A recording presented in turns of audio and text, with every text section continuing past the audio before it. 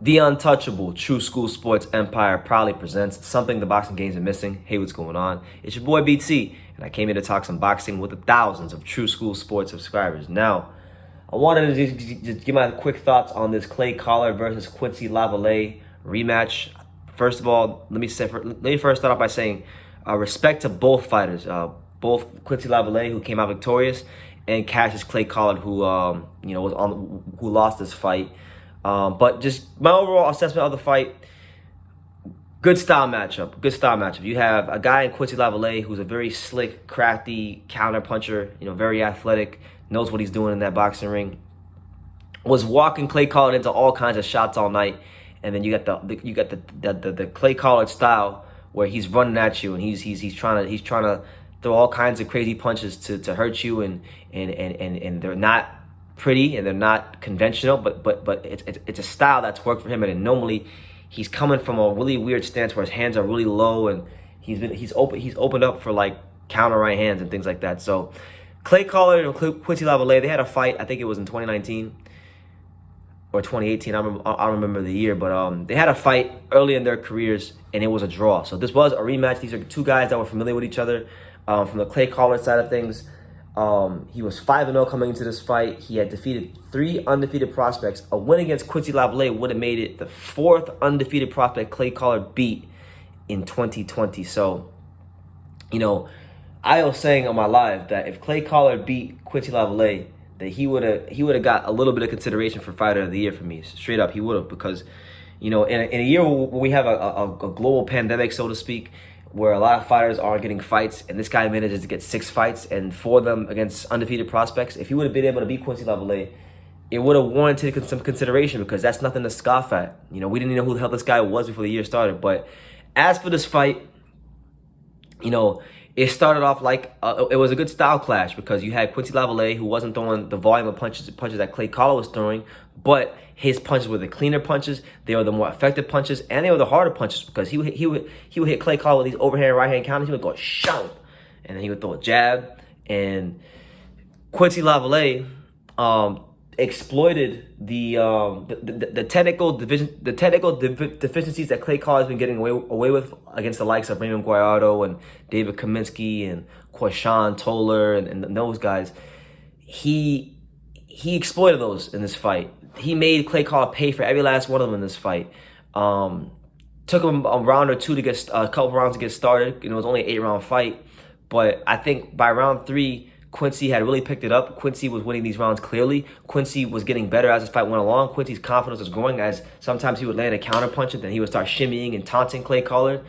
And even at times, like when Clay Collard closed that gap on him, Quincy would shift to his left and throw a left hook to the body. He would just bang right to the body. And there was one instance where he threw a left hook to the body, and he actually froze Clay Collard in his tracks and hurt him.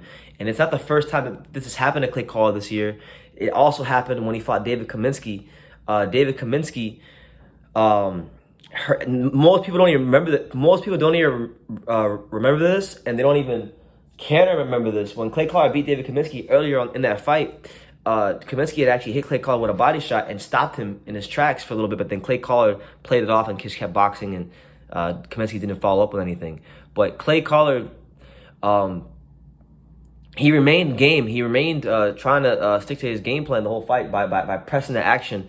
But the problem is Quincy Lavallais got his respect. And that's probably the one thing that made me respect Quincy Lavallais so much in this fight. He got Clay Collard's respect by landing sharp, hard, accurate, effective counter punches. And what this did was it kept Clay Collard on the outside, and it made Clay have to fight in a way that he didn't want to fight. Clay was literally begging Quincy to fight him in the middle of the ring, to come to him in the middle of the ring.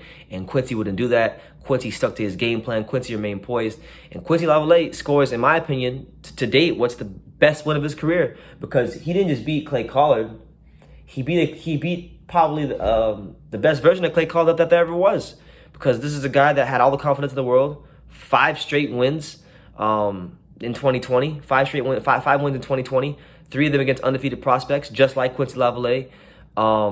And the thing is, he had done it on a relatively big stage and on most of those occasions. First fight was on PBC, and the other 3 were all on ESPN top-ranked undercards. So he fought the most confident, most game version of Clay Collard there will ever be, and he arose victorious. I scored the fight. I think I had it a draw. I actually scored the fight a draw because I thought Clay, in a lot of these rounds, a couple of these rounds were string rounds where Clay Collard was pressing the action. He was closing that gap, and he was getting Quincy Lavallais to fight out those ropes.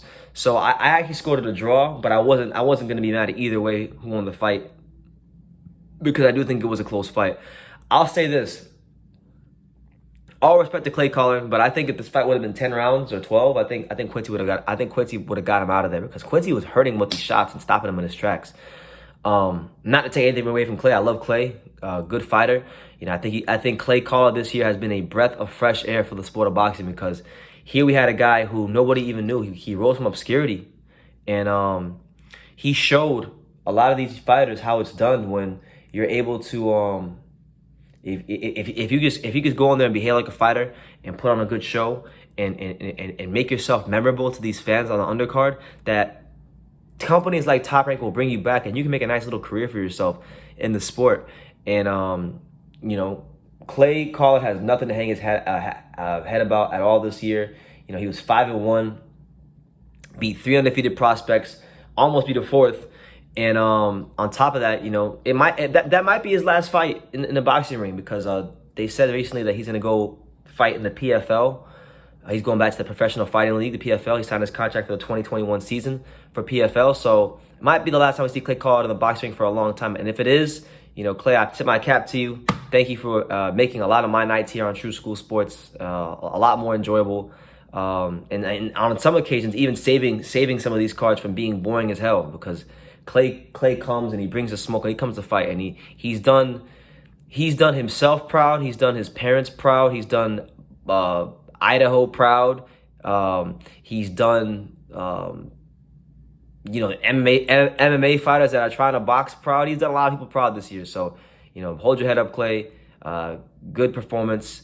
But last night was Quincy's night. Quincy Lavallais showed that hey, I'm a good fighter, and I got some tools in the toolbox. As far as Quincy Lavallais, I don't know how realistic this fight is, but I want to see two guys that beat Clay Collard fight each other. I want to see Quincy Lavallais versus Quentin Randall.